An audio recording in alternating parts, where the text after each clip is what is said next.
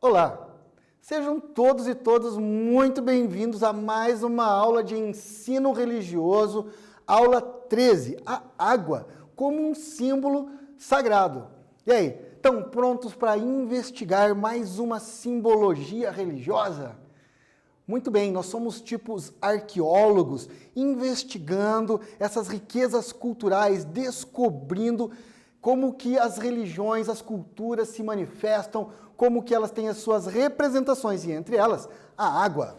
Bem, na nossa última aula, nós estudamos o fogo como um símbolo sagrado em algumas religiões, como a católica, o judaísmo, o hinduísmo, africanos e nas matrizes de religiões indígenas. Bom, falamos do fogo e agora vamos falar da água, né? Então, fogo, água, terra e ar, os 4 elementos que em muitas tradições e culturas eram tidos como sagrados desde a antiguidade. Os celtas, os vikings, os druidas, os gauleses, os indígenas, africanos.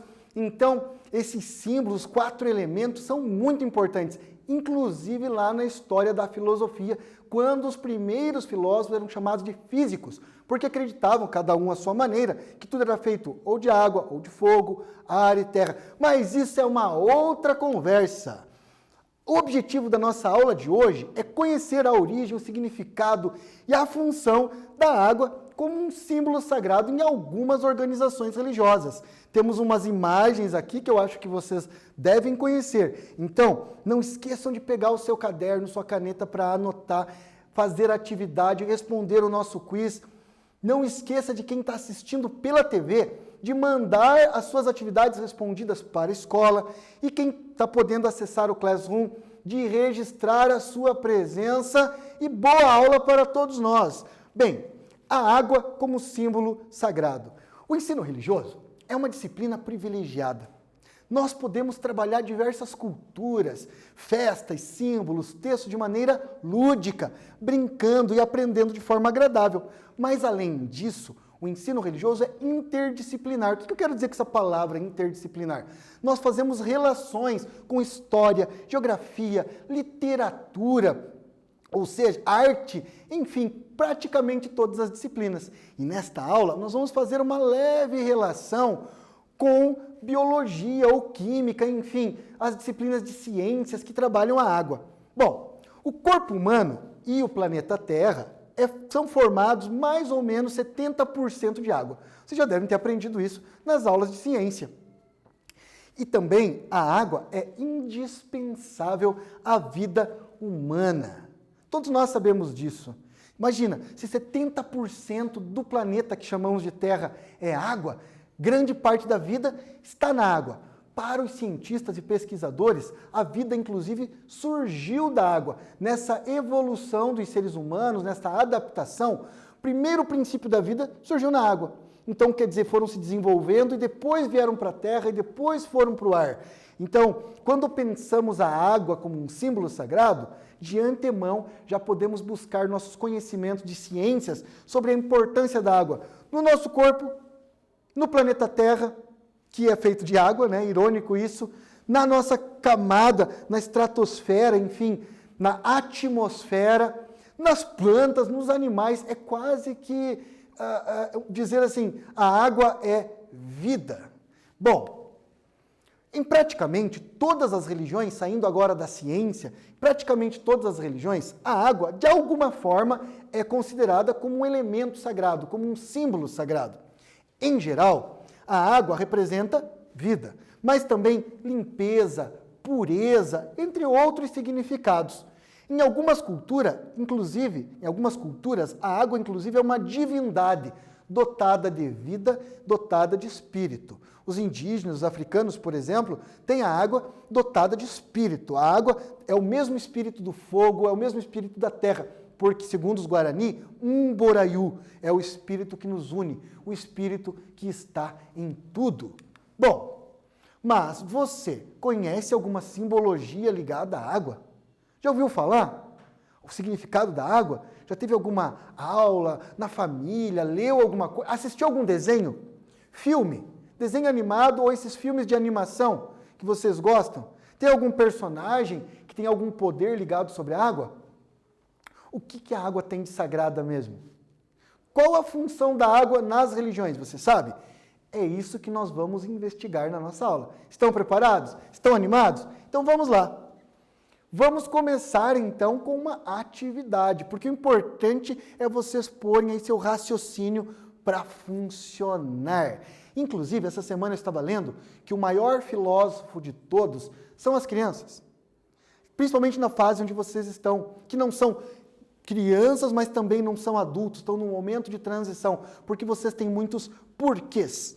E esses porquês é que alimentam a sabedoria, o conhecimento e a ciência. Bom, eu escrevi uma história, pensei aqui uma história, porque eu também tenho uma filha pequena, ela sempre pede para eu contar história, e eu tirei essa história aqui para vocês lerem. Eu vou deixar depois a história aqui para essa atividade. Mas eu vou ler essa história para vocês e logo na sequência eu digo o que vocês vão fazer. Então, concentração. Havia uma menina muito criativa. Todo dia ela brincava com a sua amiga. Era uma fofinha e branca nuvem. Então essa menina criativa todo dia saía no quintal para brincar com a sua amiga nuvem. A brincadeira que as duas mais gostavam era adivinhar a forma que a nuvem tomava. Ou seja, a menina deitava na grama e a nuvem mudava. Ah, agora você é um urso, agora você é uma tartaruga, agora você é uma águia. E elas se divertiam muito. Mas um dia ela levantou, estava o sol, o dia estava ensolarado, percebeu que a sua amiga não estava lá. Não encontrou a sua amiga. Ficou tão triste, né? Quando a gente não encontra um amigo para brincar. Mas, à medida que ela viu aquele dia ensolarado e não tinha nuvens no céu, cadê a sua amiga? Ela percebeu que havia chovido. Então viu a sua amiga escorrendo nas folhas das plantas, encharcando a terra, molhando as sementes, alimentando a vida. Sentiu-se muito feliz, sentiu-se bem, pois em diferentes estados, em diferentes formas, a água é sempre a sua amiga. Gostaram da historinha? Eu tenho uma sugestão. Você pode pegar, depois da nossa aula, e fazer um desenho de cada quadro, aqui fazer um cordel, fazer uma história em quadrinho dessa história. Vocês podem fazer, inclusive, mandar para a gente. Manda para a Secretaria de Educação, quem sabe a gente não posta aí as imagens das suas histórias. Bom, e aí o que vocês vão fazer? Vocês vão pegar essa história, eu vou voltar para a tela ali inicial, vocês vão ter a tela com a história. Vocês vão escrever um parágrafo identificando qual é o tema principal dessa historinha. Qual que é o tema da historinha? Do que estamos falando?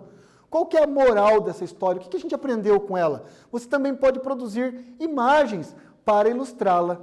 Então eu vou voltar aqui para deixar para vocês uns minutos aqui a imagem com a história para vocês identificarem. Ó, estamos fazendo uma relação aqui com língua portuguesa, hein? Veja, qual é a moral da história? Qual é o tema principal? O que a gente aprendeu com essa história? Então, escreva um parágrafo identificando o tema principal, qual a moral da história. E você pode, posteriormente à aula, ilustrar. Vamos dar um tempo aqui para vocês fazerem essa atividade. Pensar, então, a moral da história, o tema principal, e já já nós voltamos com a nossa aula de ensino religioso sobre a água como símbolo sagrado.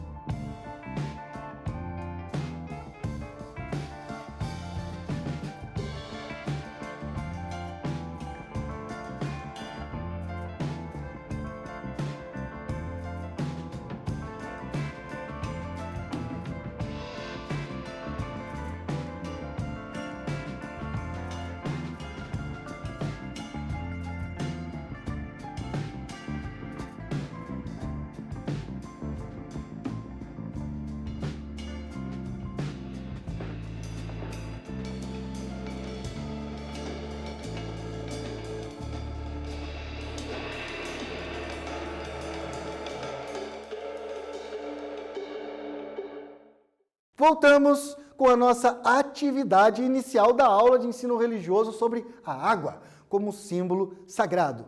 Aí temos uma historieta que eu deixei aqui para vocês e a questão era qual é o tema da história, qual é a moral da história. E depois você pode até inclusive ilustrar. Sem querer aqui, eu quando conto história não costumo dizer a moral, deixo para as pessoas interpretarem. Mas para vocês pensarem aí o que vocês escreveram, a moral da história é que o tema principal, então, é a água. E como uma criança aprendeu que a água é muito importante, porque ela viu a água em várias formas, ela percebeu que a água é amiga dela.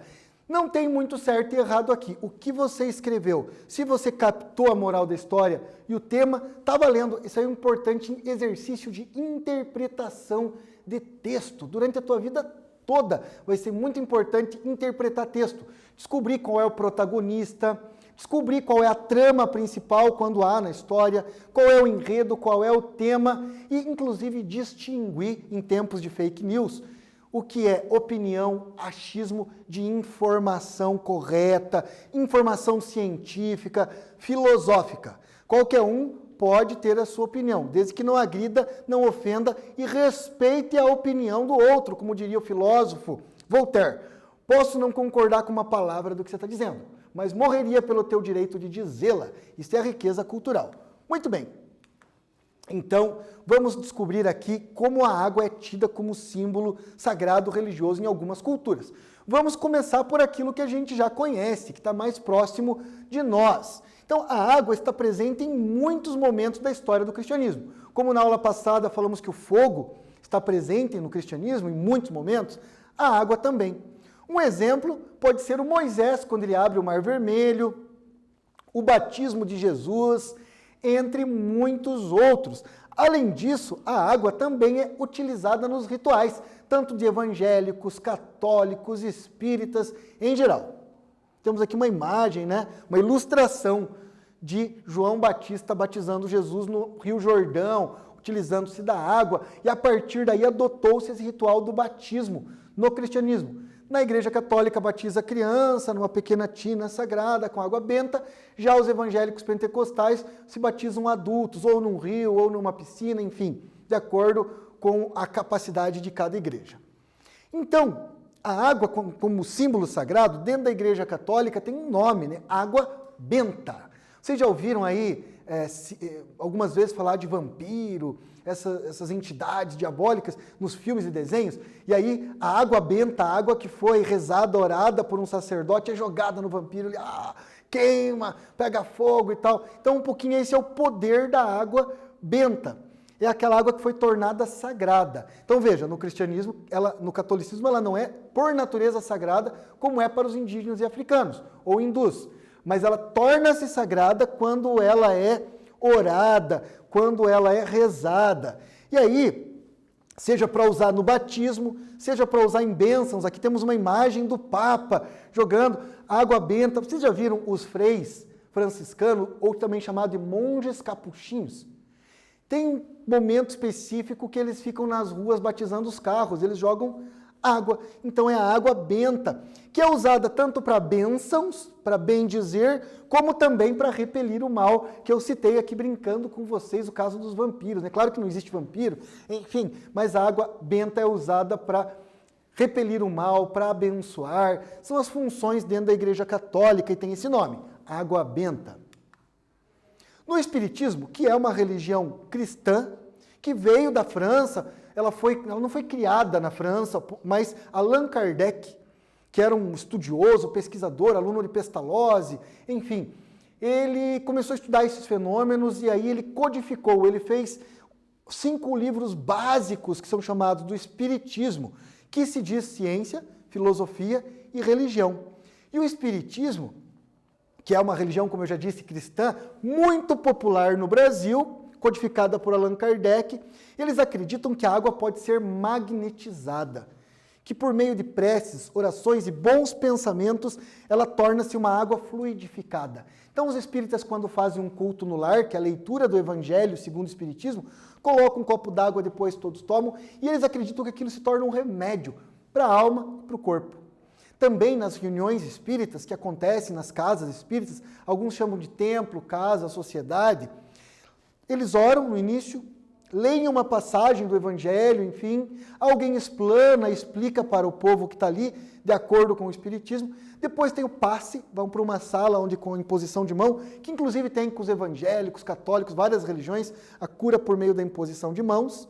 E depois, quando eles saem dessa salinha onde é feito o passe, chamado de passe fluídico, eles tomam a água fluidificada, acreditando então que essa água tem um poder curativo, de acordo com a necessidade de cada um.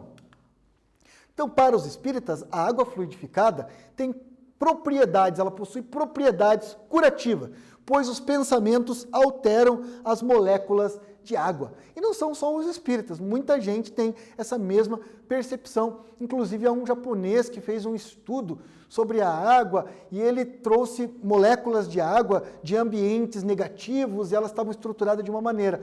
De templos hindus e budistas, ela estava com uma outra formato, mais simétrico, mais alvo. Mas esse não é o tema da nossa aula, não vou fugir aqui do assunto. Era só para dizer que há um apelo científico, inclusive, quando os espíritas dizem que a água pode ser fluidificada, tornar-se curativa, um verdadeiro medicamento. Inclusive tem uma historinha, Bezerra de Menezes é considerado um grande espírita brasileiro, era o médico dos pobres. E ele, como ele começava, esse espírita, ele tratava as pessoas de graça, ele foi ficando pobre.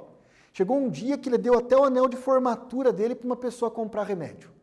Um dia ele não tinha mais nada, nem para ele. Uma mulher chegou e falou que o marido dela estava doente e não tinha remédio e ele não sabia o que fazer. Ele pegou um vidro, colocou água, orou, pediu para Deus, enfim, para os espíritos, que aquela água tornasse remédio. Entregou para ela, mas não falou nada. Passou um tempo, ela encontrou Bezerra de Menezes e agradeceu e perguntou qual foi o remédio que você deu, agora eu estou melhor econômico, agora eu posso comprar remédio, não estou mais tão pobre. Qual que era o remédio que você deu para o meu marido que fez muito bem? Ele sorriu e disse, era água fluidificada. Bacaninha a história, né? Eu imagino a mãe, muitas vezes, quando ela dá uma água com açúcar para o filho nervoso, aconteceu alguma coisa, quando dá um beijinho ali no machucado. As mães são expertas, então, nesse fenômeno de usar água, inclusive na limpeza na casa, né? Uma coisa bacana que pode ser considerada sagrada. Bom, no hinduísmo, hindu, inclusive, esse nome foi dado pelos ocidentais, aqueles que viviam entre dois grandes rios. Os hindus têm os rios todos como sagrados à água. E no Rig Veda, que é um antigo texto do hinduísmo, o Ganges, o rio Ganges, que é um rio sagrado onde acontece a maior festa religiosa do mundo, a Kumbh Mela, ele faz parte de 7 rios sagrados, onde acontece então o Kumbh Mela. E para os hindus, esses rios têm a sua origem no céu, quando os deuses e demônios lutaram pelo néctar da imortalidade, o Amrita, derrubaram algumas gotas que formaram o rio. O rio começa no céu e termina no céu, por isso ele tem um poder curativo e é sagrado. Eles se banham e fazem grandes festas nesses rios. Então, no hinduísmo, as águas desses rios são purificadoras, pois elas nascem do Amrita, que é esse néctar da imortalidade. E aí, nós temos aqui um símbolo, o Om. O Om é um mantra. Falamos na aula passada do mantra Om, poderosa vocalização. Om, considerado esse som primordial. E aí nós podemos ver aqui nessa imagem, que tem dentro do Om a água,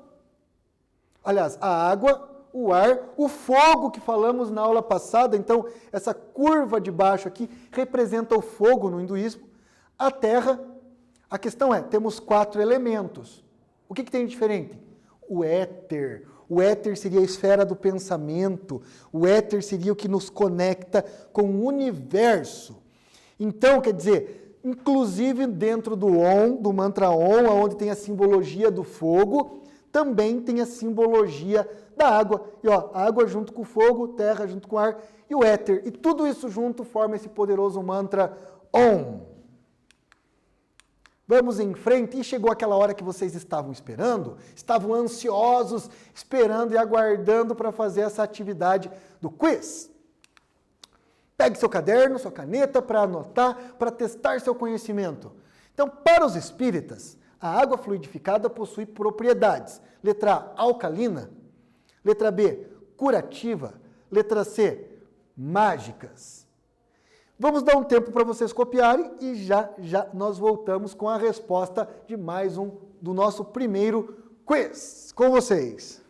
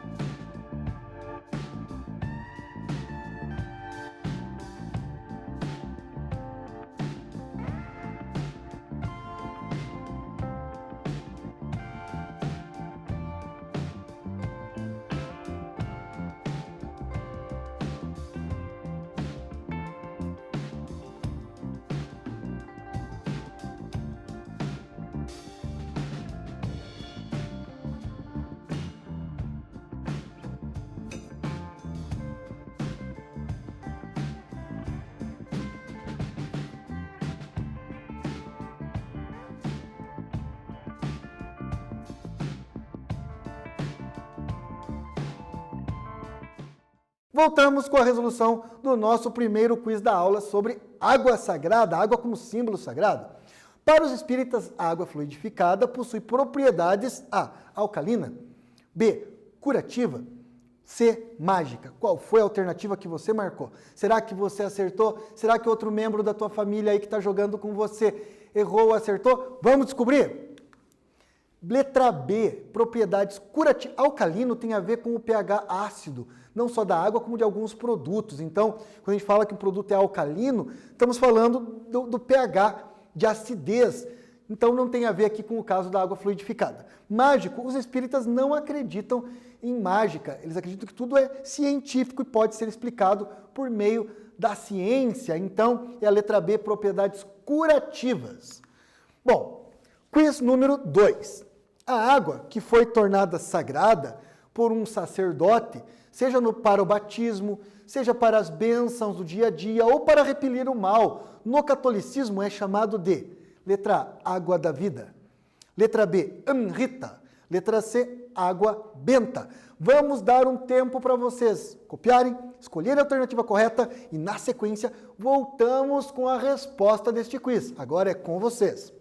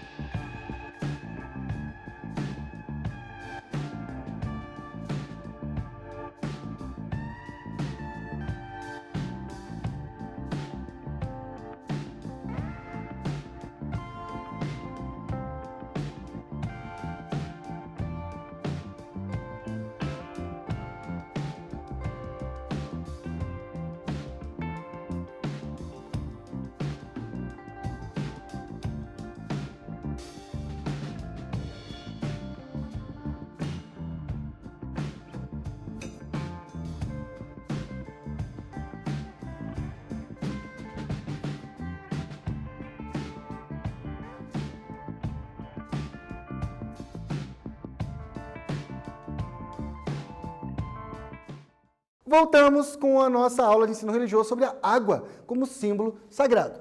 A água que foi tornada sagrada por um sacerdote para ser usada no batismo, na bênção, ou para repelir o mal, no catolicismo principalmente, ela é chamada de A, água da vida, B, Amrita, C, água benta.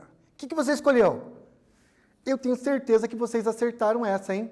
Estou pegando leve nas atividades. Tem que começar a fazer atividade um pouquinho mais complicada. A resposta correta é água benta. Amrita é o nome do néctar da vida também, mas é no contexto do hinduísmo. E água da vida, se eu não me engano, no Piratas do Caribe, era uma lenda sobre uma água que torna as pessoas imortais, era a água da vida. Bom, mas isso é uma outra conversa. A resposta do quiz número 2 é letra C, água benta.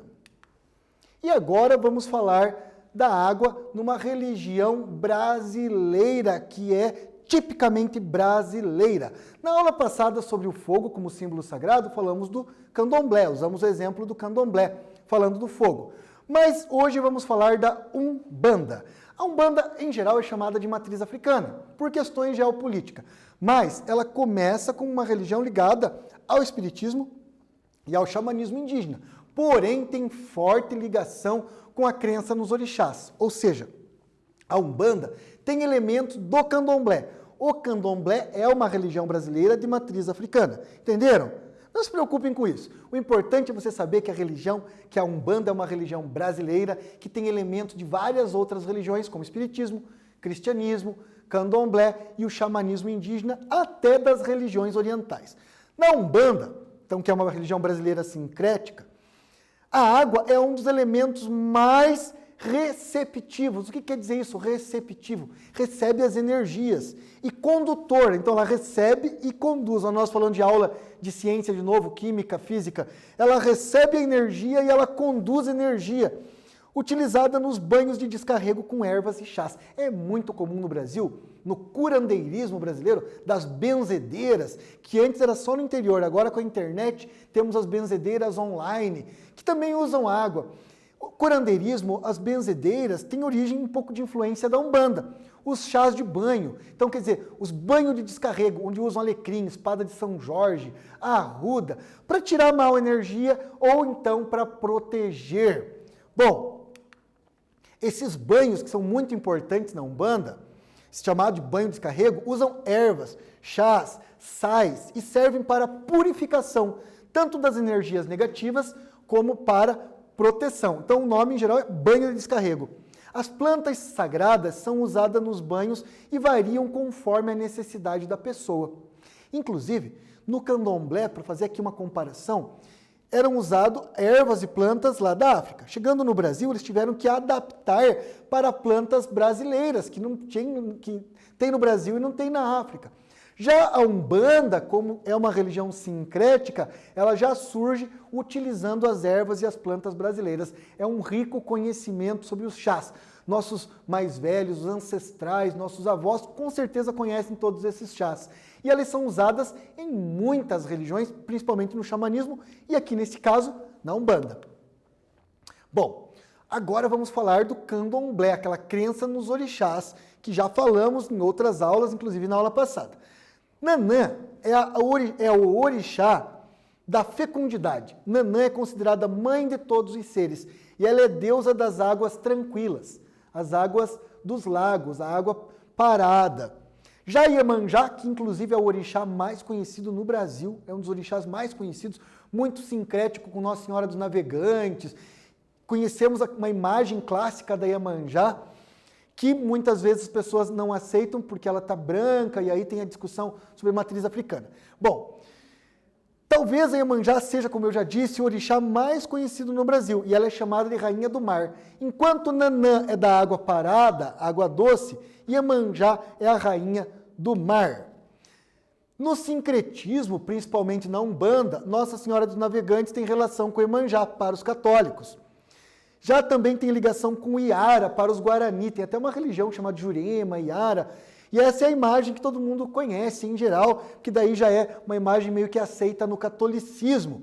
E a água, nessas religiões todas que eu citei, é símbolo do feminino, é símbolo das forças da água, é o sagrado feminino usado em muitos rituais, entendido em muitos rituais. Bom, o importante aqui é sabermos.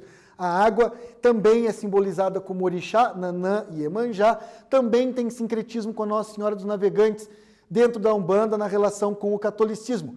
E a água é um elemento feminino, a água, a poderosa água, a mãe água. Afinal de contas, a maior parte da terra é água. Sem água não haveria vida. Sem mulheres não haveria vida, por assim dizer. E aqui, fazendo a nossa relação com a ciência que eu venho falando, já que eu falei que a água, 70% do corpo é água, o planeta Terra deveria ser chamado planeta água.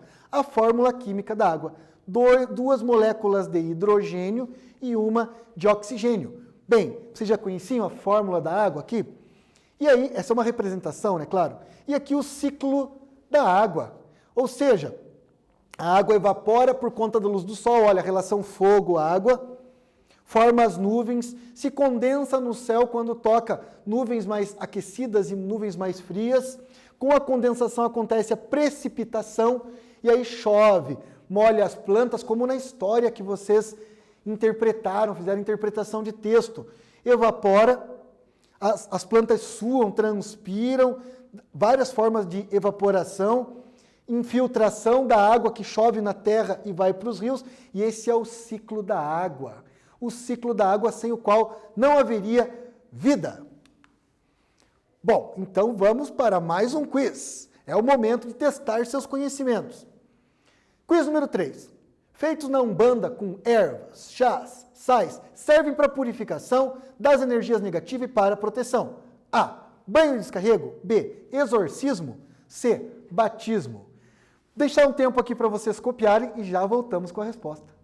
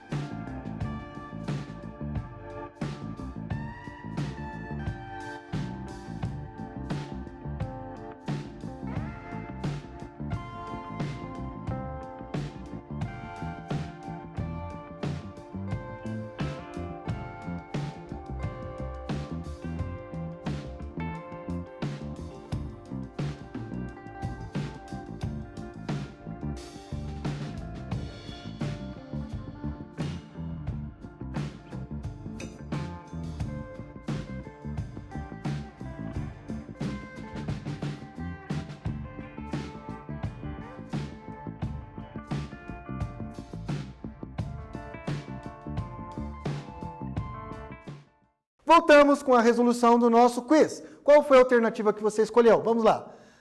A. Banho de descarrego. B. Exorcismo. C. Batismo. Letra correta é a letra B. Banho de descarrego. Exorcismo é tirar as energias negativas de dentro para fora. Batismo é quando a pessoa é, de certa forma, recebida dentro do cristianismo. Vamos em frente. 4. A Iemanjá no candomblé e umbanda. Iara para os guaranis. Símbolo do sagrado feminino e das forças das águas. No sincretismo com o catolicismo, então, a Iemanjá ou Iara é Nossa Senhora Aparecida? Letra B, Joana d'Arc? Letra C, Nossa Senhora dos Navegantes? Um tempo para vocês copiarem, escolherem a alternativa e já voltamos com a resposta.